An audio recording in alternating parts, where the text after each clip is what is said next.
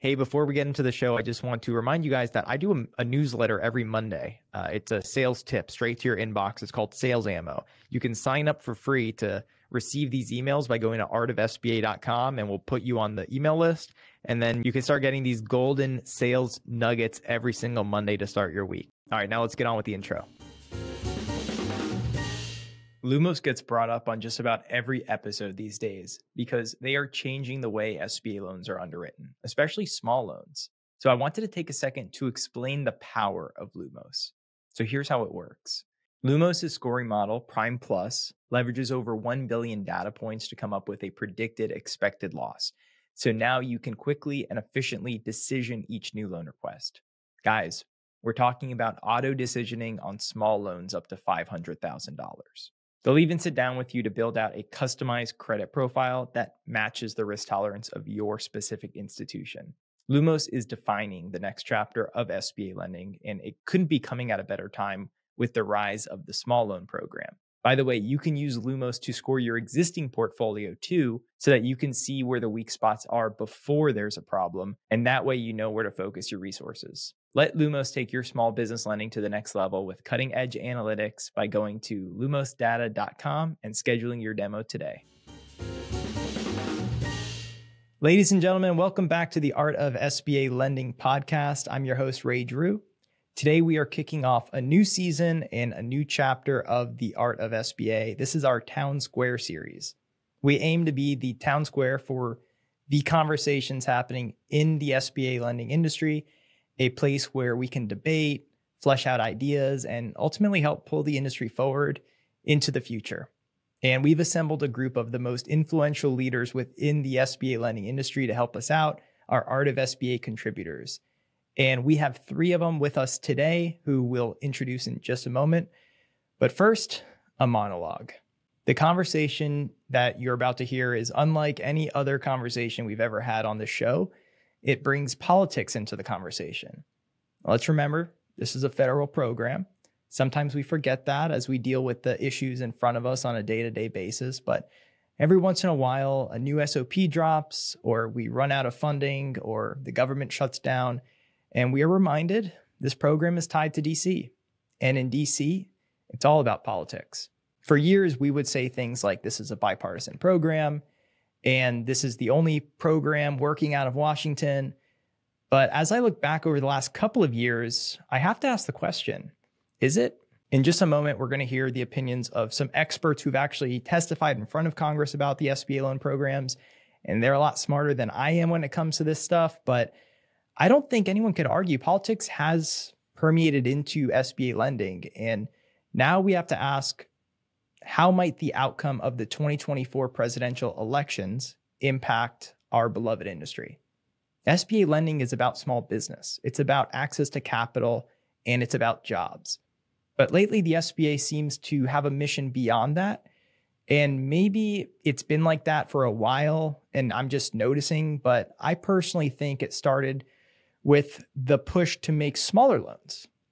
I think that comes from politics, because while the large loans might go to large businesses and create a bunch of jobs, and that helps everyone in the community, the appearance is that you're helping bigger businesses and not the little guys. And that kind of fed into politics a little bit, especially after that '08 collapse when the government bailed out the big banks.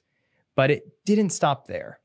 The push went toward access to capital for minority-owned businesses, women-owned businesses, and veteran-owned businesses. These are missions. I'm not saying they're good or bad. They're good, right? But I do think politics is at play. Most recently, they opened up SBA lending to folks on probation. I don't really understand that one, but that's probably because that's politics. And do you remember the Restaurant Vitalization Fund? When Congress passed this, they ordered the SBA to include a 21-day exclusivity period where only women, veterans, and certain races and communities would be approved for this fund. And this one didn't make sense to me, because if you really wanted to help out minority groups, you'd give approvals to the businesses that employed certain percentage of these minority groups. But that's too complicated, and politicians probably just wanted to create the appearance that they were helping their base of voters.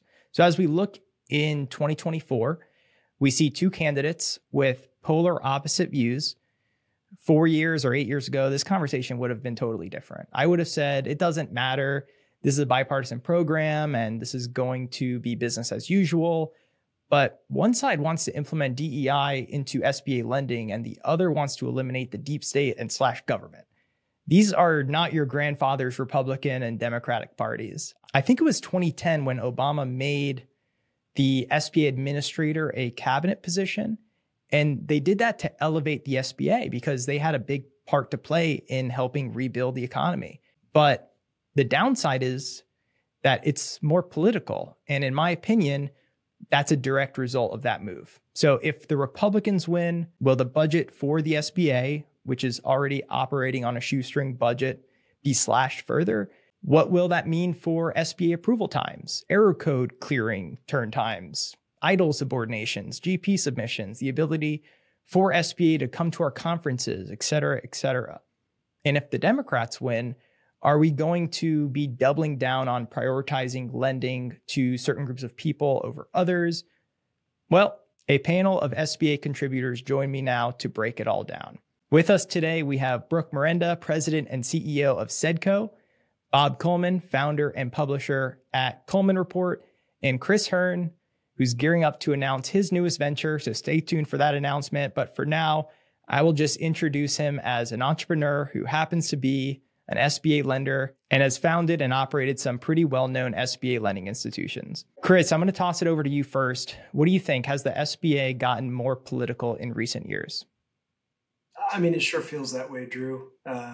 We have to remember there's two groups of folks at SBA. There's the career folks and then there's the political appointees. And a lot of what we've seen over the last few years, irrespective of if it's from the Republican side or the Democratic side, you do see a lot of actions taken that are, they're considering political consequences, whether it's some of the things that you just talked about focusing on much smaller loans, even though their own data suggests that they've been doing that at a better and better clip, or, excluding certain types of folks from the program or including certain types of folks from the program, or registering people to vote now, which seems to me a little bit outside the bounds of what the agency should do. But I do feel like for the first time in my career in the industry, which dates back to '98, it has gotten a lot more political than it used to be, for sure. Bob, what say you? Will the party in power change the course of SBA's core missions, which is access to capital and job creation? No. And is SBA political? Well, it's a Washington, D.C. agency, and everything in Washington is political. So that conversation doesn't bother me at all. And what is SBA's core mission? It's employment. 67% of all new jobs are created by America's small businesses.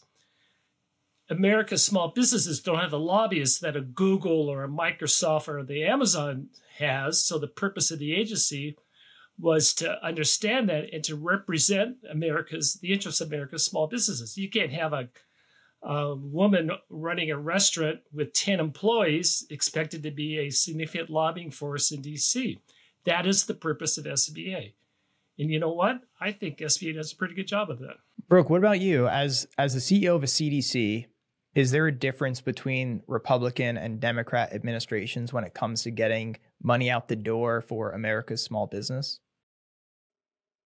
I don't think so, because I think you said bipartisan earlier, and I still agree that it's still pretty bipartisan. If you watch the interview with Guzman, both Democrats and Republicans were on her. So they had the same, their agenda was the same. And obviously the COVID, all the fraud, that's what's kind of obviously elevated SBA. And it seemed to be like on the same team. But I would say, for Democrats, it's a government program, and typically that's, a win for them, regardless of anything else. And for Republicans, people are paying us back. This isn't a free, handout. And so I think for both parties, when I go and talk to members of Congress, I know if I'm talking to a Democrat, what my talking points are going to be, and they're different than when I'm talking to a Republican, but they're all still relevant and still true. Right. So this is like not the thing that we talk about on this podcast, right? So I'm going a little outside my comfort zone. this season, but I brought up like the race and gender stuff, like with the restaurant revitalization fund, et cetera. When it comes to lending, like there was redlining, right, in the early half of last century until Congress passed things like Fair Housing Act and Equal Credit Opportunity Act, which make it illegal to discriminate on the basis of race, religion, sex, et cetera. But isn't that what they tried to do with this, which I think the courts actually struck down, Chris? But like, how does that tie in? I think perhaps most of your watchers of this and all of us on here know, I mean, SBA lending traditionally has always disproportionately helped those underserved.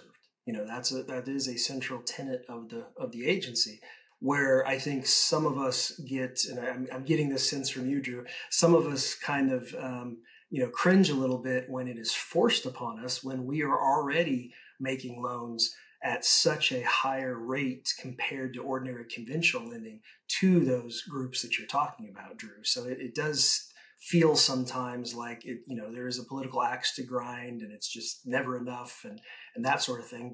But we're the ones in the industry that are really doing it in the way that I think all of us want it to be done, which is we want to provide access to every healthy small business that we can.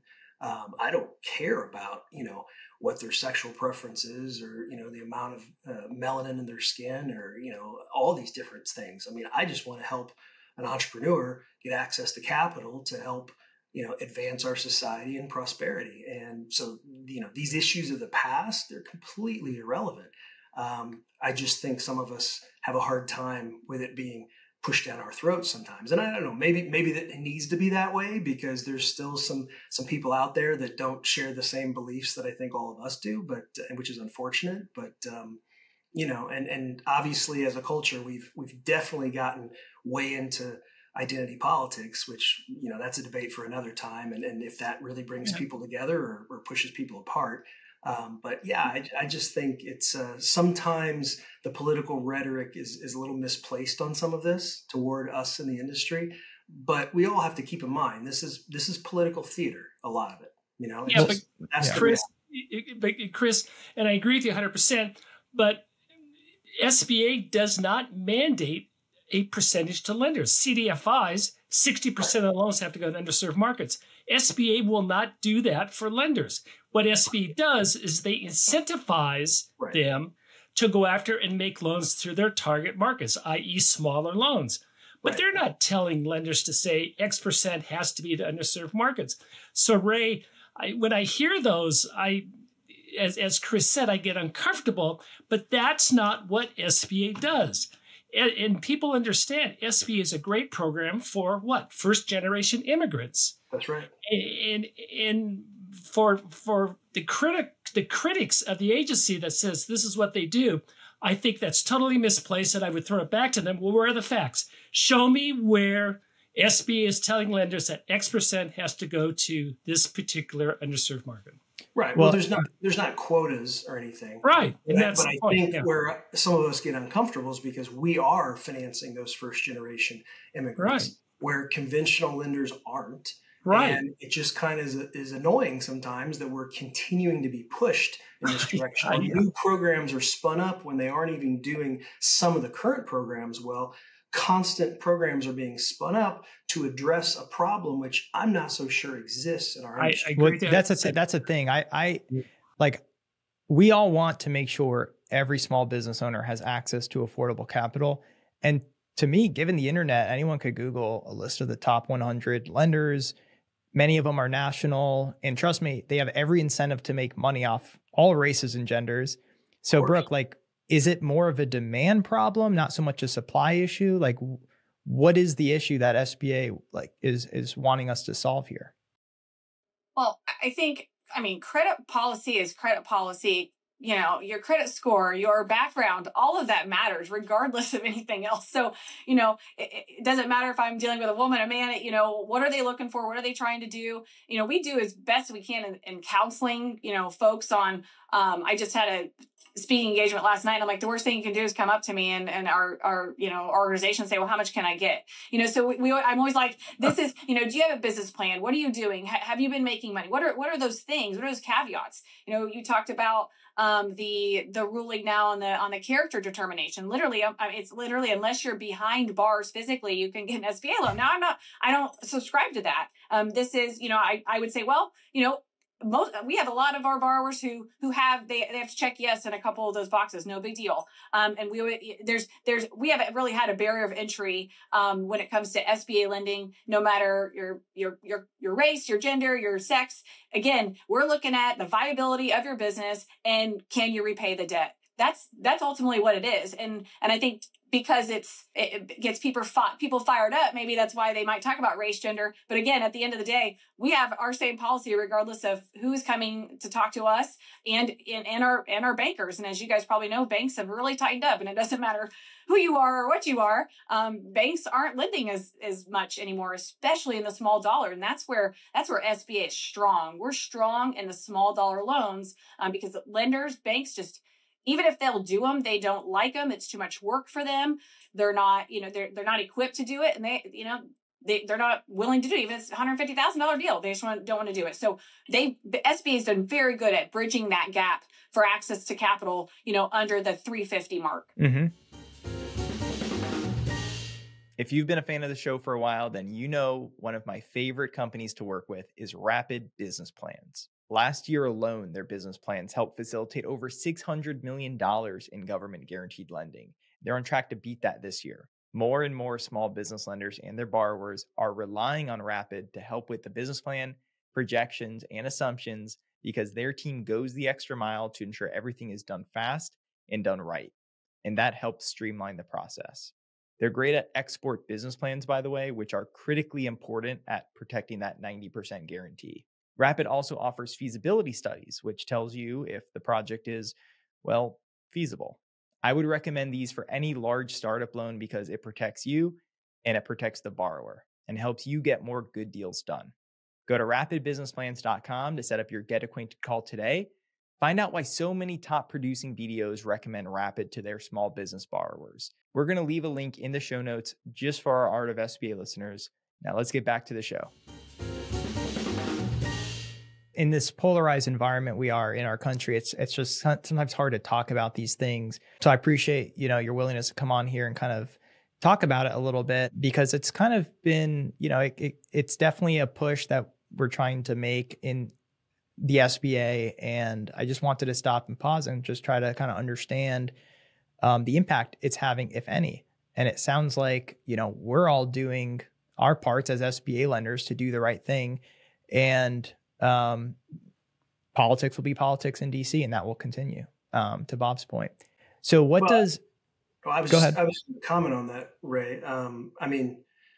For years, I've been lobbying in Washington for SBA and Small Business Matters. And the problem is, like all of our politics, it is so polarized, and there's the extremes on both sides. The progressive left wants to get SBA making direct loans, which we all know is a complete disaster. And unfortunately, you even have to look at the recent EIDL to see those fraud rates versus what the private sector did. But on the far right, you've got people that want to abolish the SBA. And I distinctly remember a few years ago talking to a fairly well-known libertarian in the Senate, you all can figure out who that is, who did not understand how efficient of a federal program SBA really is because of the borrower fees, because of the lender fees, which enable all these programs to operate at zero subsidy, at least the main programs we're talking about.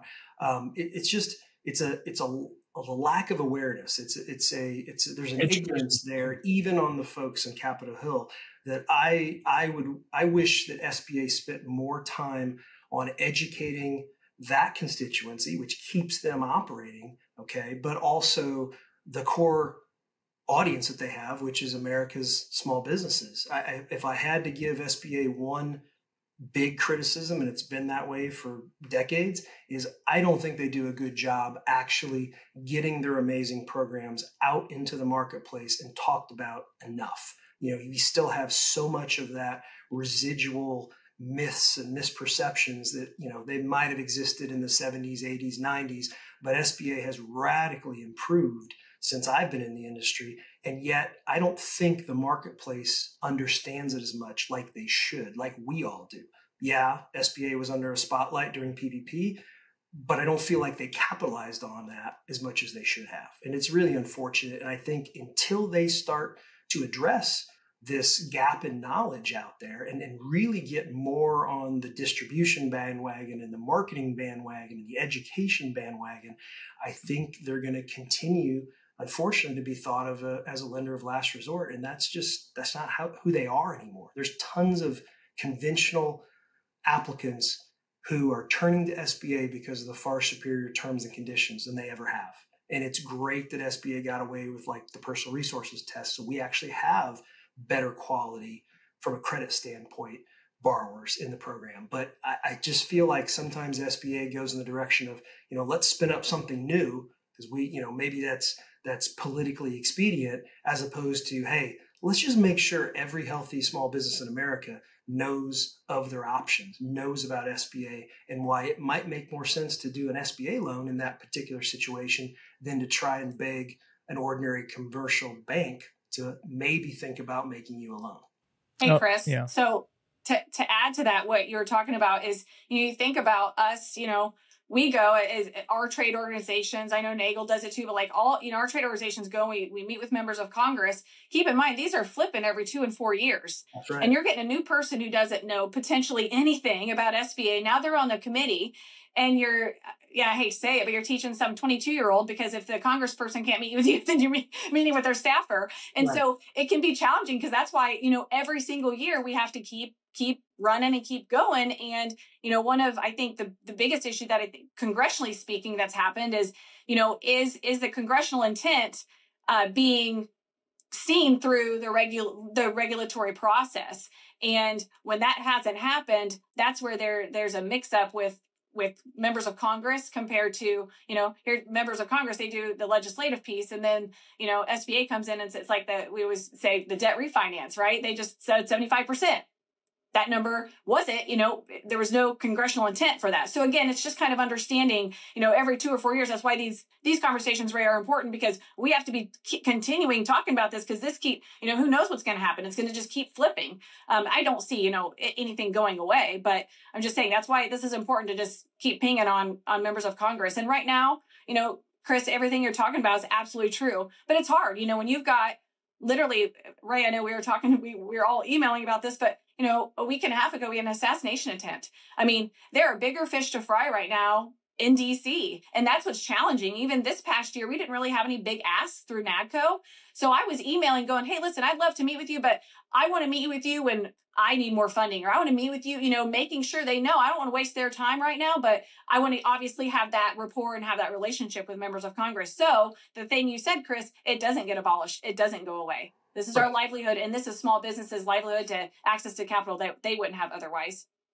Well, and I think a follow-up point to what you just said, Brooke, is, we do have to keep in mind, as a member of Congress, there are literally thousands of pieces of legislation to keep track of. And that is it's inhumane. They can't do that, which is why they have some of these 20-something staffers to try to educate them. So, that really falls to us as an industry to try and help. And I guess that's my argument. A lot of us actually do lobby. A lot of us try to educate senators and congressmen and women. But the problem is, it's getting their attention, getting their focus. And I wish that the agency would have better congressional relations, because it is, like you said, Brooke, it's like we're pushing a ball up a hill again every couple of years, or, and the reality is, which isn't talked about much, I mean, the small business committees in Congress, that's not a real big prize committee to be on. Okay. It's not. I hate to admit it, but, it doesn't exactly, that's about, maybe near the end of what committee a member of Congress wants to be a part of. And that causes problems too. Some of those people are sort of there unwillingly because they couldn't get on their first or second or third choice committee. And it seems to be incongruent with the rhetoric. We all know the rhetoric, right? It was everybody's for America's small businesses. Whether you're Democrat, Republican, they're all going to say the right things. Right. Oh, I support America's small businesses. But when push comes to shove, a lot of them don't want to be on the committees. A lot of them don't want to become educated enough to understand the issues, the concerns of the industry. A lot of them, it sounds good, the talking points, but are they really doing something to make improvements and to really utilize these amazing programs to bring prosperity to as many Americans as possible? Yeah. And you're right. I talked just in the last 24 hours, I talked to somebody who thought of SBA as sort of the last resort. And I talked to somebody who thought it was the best thing that our country has to offer. And the difference there is just the perception. So there is definitely some truth to that, Chris. But I want to look ahead here. And, the topic of the day is really on how this election is going to impact SBA lending. So as we look forward in the next 4 years, Bob, if let's say Trump wins, what does that look like for SBA? It'll look like it did from 2016 to 2020. Trump's administration, he appointed Linda McMahon. She was a big advocate for the Small Business Administration. Someone floated a story she's willing to do an Act 2. I have no idea what would happen, but he would appoint someone similar to that. He has shown in the past that he understands the importance of small business to the economy, and he was a big supporter of the program. So I don't see any changes if there's a Trump administration as if there's a Harris administration. What about with funding and budget? I don't see any changes. The days of a big group of Republican senators wanting to disband the agency is gone. NADCO and Nagel have done an excellent job on educating the first-year interns on how important this program is. And I agree with Chris's comments. While the Small Business Committee membership in the Senate and the House is not sexy, one thing that everyone agrees with, it is the most bipartisan committees on the Hill. And therefore, these members come in and they say, oh, hey, we can do something good. We can do something cool. And everyone we talk to, they are very pro-small business. Now, there's always going to be nipping at the heels. And when you have a Republican administration and you have a Democratic Congress, there's going to be issues that come up, just as there's issues right now with the Republican Congress and the Democratic appointee in Alvarez. So there's always going to be those nipping at the heels. But overall, I don't see any major changes. The caveat is the partnership has worked. And the private sector lenders must uphold their end of the bargain of doing prudent loans and getting rid of the rogue actors. And SBA also has to step up on very quickly identifying the rogue actors. And if you can do that, things are going to look well for Main Street. Chris, what about this whole do what you do thing? A lot of people I talk to on a day-to-day basis feel like they might revert back and away from this do what you do sort of mentality. Do you think who's in office, whether it's Republicans or Democrats, plays into that happening? I really don't. I mean, I think that's so inside baseball that, as we were just saying, the first year interns or, the 26-year-old staffer, getting that message across to their boss, I'm not sure how successful they're going to be about it. I mean, sometimes people in Washington, as we all know, don't anticipate the consequences of what they do, right? And so this is a great example of it, right? Chris, I'm laughing at you because I agree with you, not your choice of the words sometimes. Anyway, go ahead. I'm trying to be. I know you're trying. Because I have heard from SBA in the past, like, would you just, I know. But on this matter, I mean, bankers are traditionally conservative. Why are they traditionally conservative? Because at the end of the day, we're putting money on the street, and the rule 101 of banking is get paid back, right?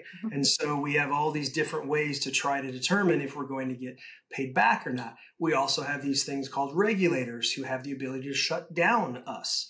And so you have this inherent sensitivity, some would say extreme sensitivity, about doing certain things, especially when you're changing rules and regs. And Do What You Do is a great example of it. If you are a bank who dabbles in SBA and mostly does conventional, ordinary commercial lending, it's a fine line to walk. It's really difficult. And you will probably, if you are interpreting the new rules as you probably should, as your compliance people will tell you, as your lawyers will tell you to do, then you're probably not going to have as aggressive of an SBA department as some other places would have, because that would then run afoul of Do What You Do. If you have a certain debt service coverage ratio or a certain minimum FICO score, and you say, well, hey, but I'm in partnership with the U.S. government, and I've got this 75% guarantee, and therefore I could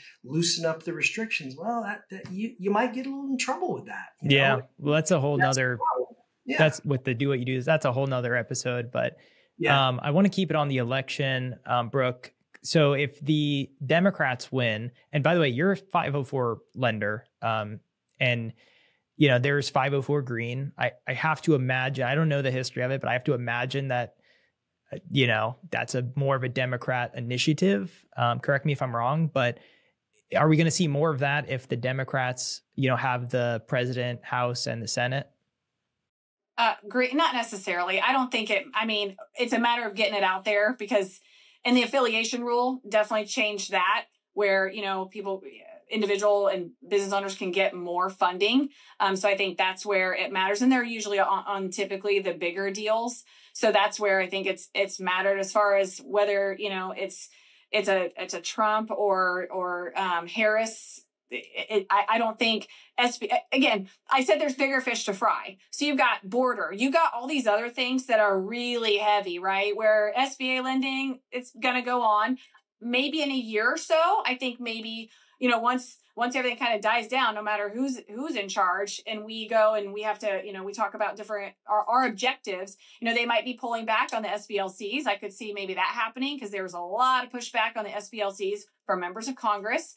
So I could see something like that happening. And even the character determination, pulling back on things like that.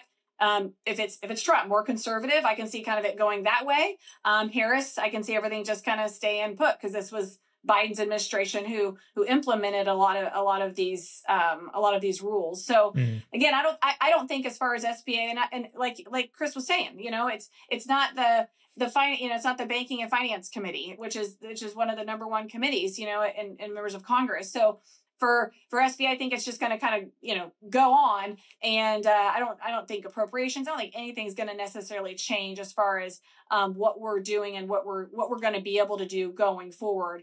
I just think if it's Trump, maybe a couple pullbacks on some things, but not so much pullback where we're, not able to do business. And I think Bob was exactly right.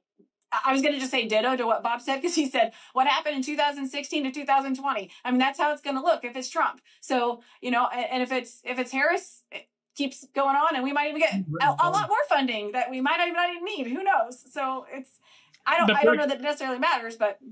Brooke, I have a question for you. Yeah. The Community Advantage program was, I think, geared for the CDCs, for them to make smaller SBA loans. I think there's now 123, quote, SBLC community advantages. I don't see any of those going away, either administration. Do you? My sense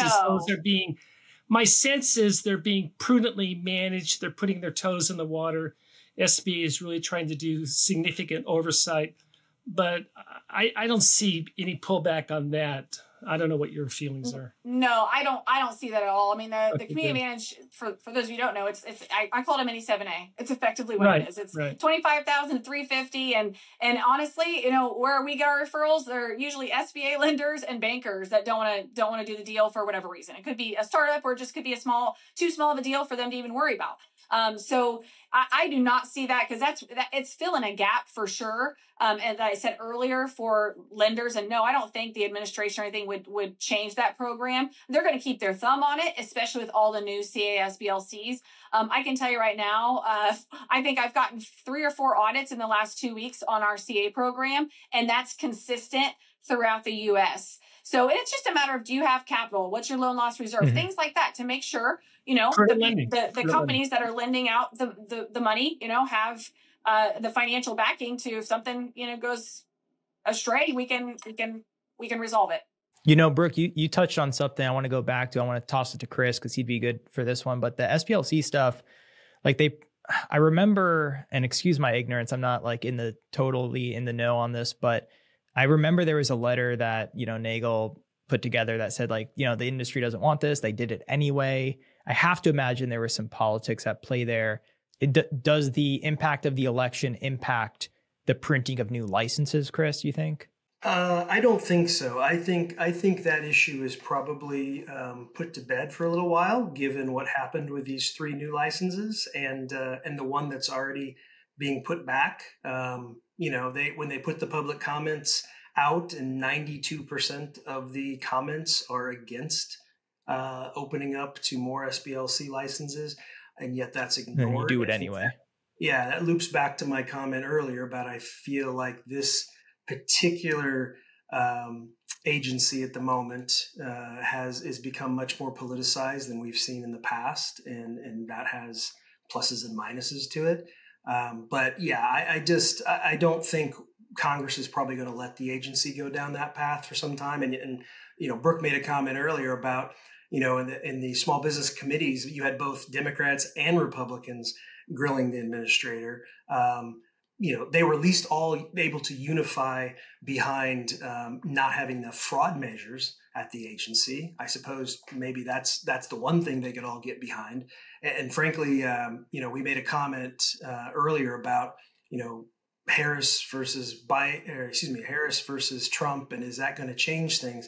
I think the reality is, if the agency doesn't elevate sort of the awareness of itself in the entrepreneurial communities, and obviously on Capitol Hill, then the risk is, on the one side, if Trump's elected, maybe when you're doing budgetary cuts, the agency sees a cut where, maybe they probably wouldn't on the Harris side. And I think that just comes down to they've got to stay top of mind consciousness. And that's always my worry. It's great that they can operate at the budget they are now. I've always said for a long time that they're one of the most efficient federal agencies there is. And we would like as a taxpayer to have more agencies operate like they do.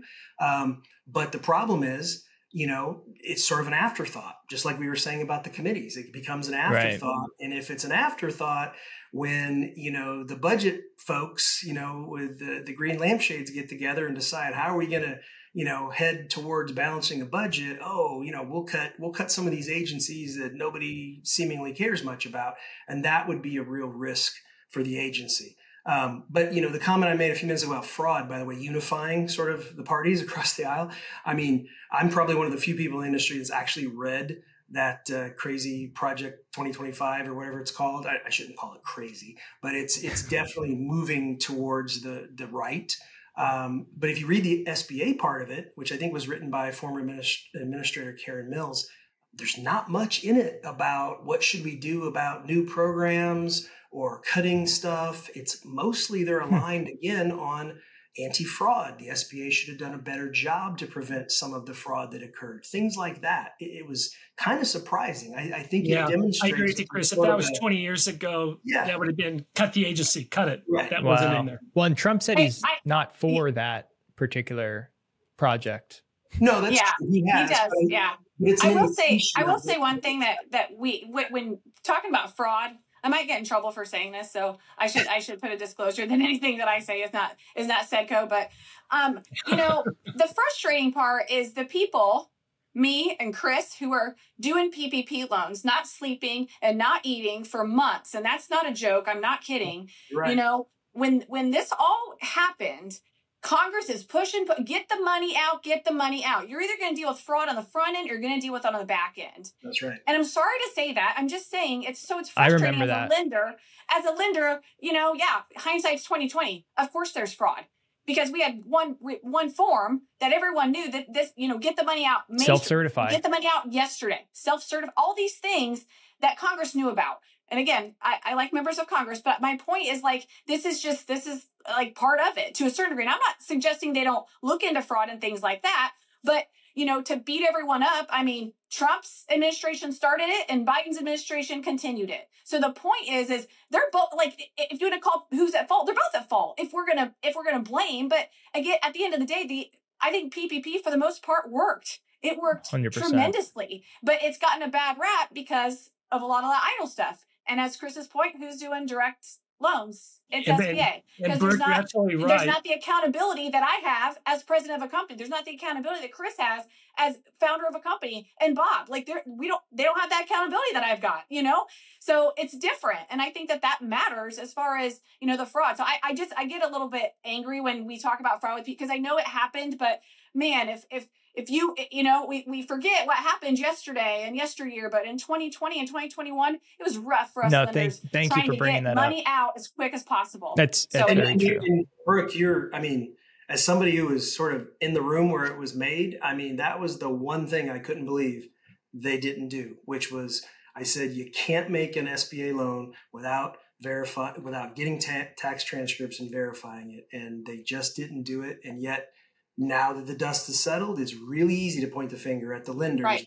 You didn't do this right or what have you, when it's Congress that created the program that said this. Roll the tape.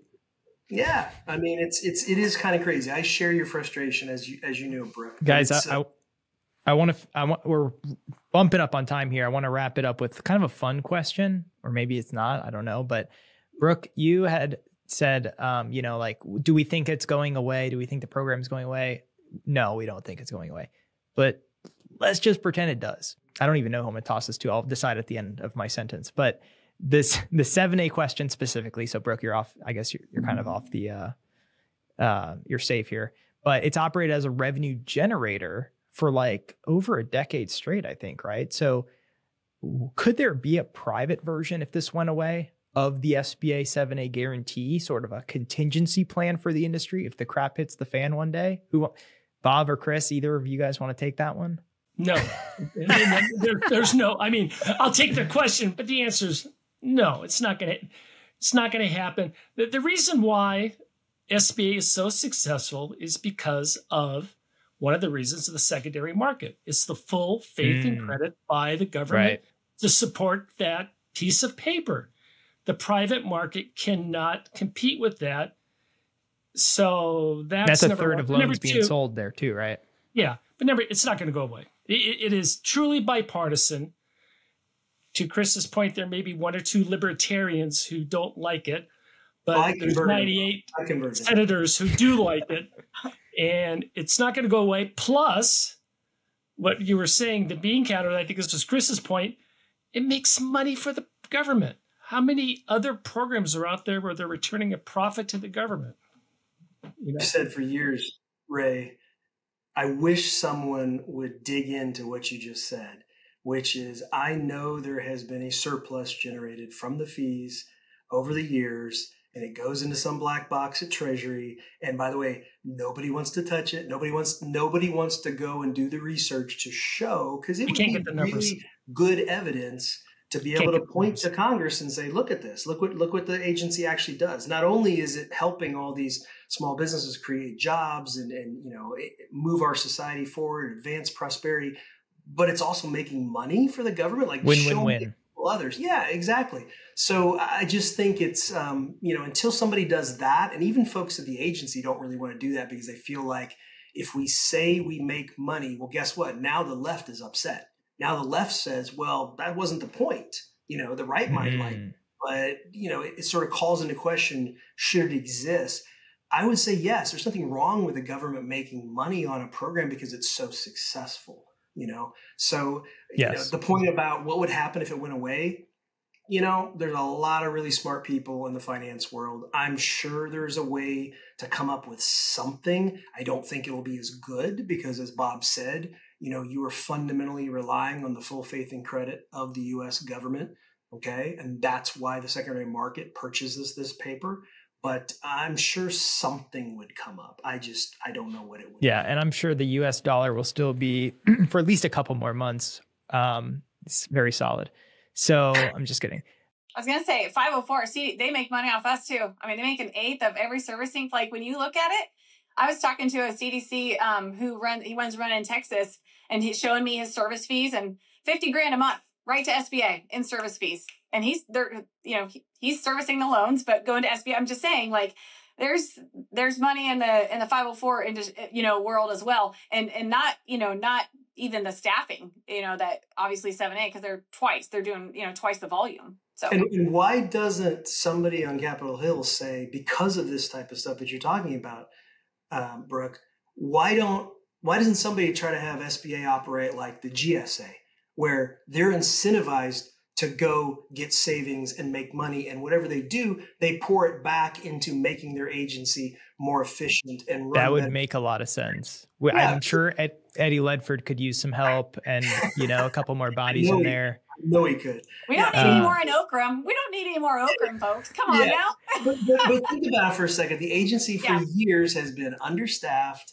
They're not. I mean, PPP exposed this. They did not have the technology they needed. They didn't probably have the oversight they needed for anti-fraud measures.